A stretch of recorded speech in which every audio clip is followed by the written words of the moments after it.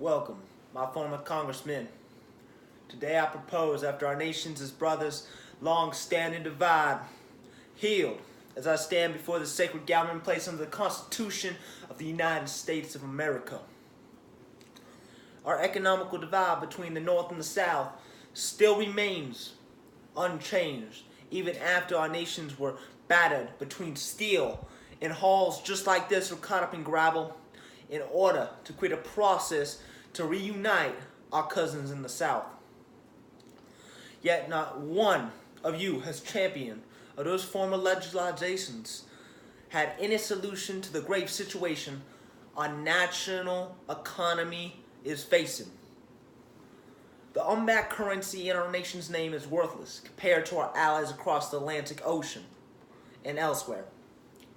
The gold standard backed our currency before and gave it mineral value, worth, but former President Abraham Lincoln, bless his heart, revoked such a system in order to afford the entities needed to unite this nation again under God. I now voice a message that shall echo through these halls. Financial ruin is eating away at the fabric of what's left of our once great civilization.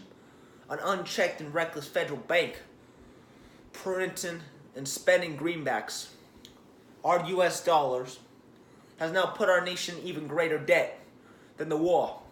And the only way to curb it is to turn back to our grandfathers' ways. George Washington, Thomas Jefferson, the ones who laid this nation's foundational system, the ones who wrote our Constitution. Although some of you may say, in order to back the currency of such a great nation will cost our export-importation prices to skew wildly, as our allies across the Atlantic are actually backed by the gold standard. Smart, I would say.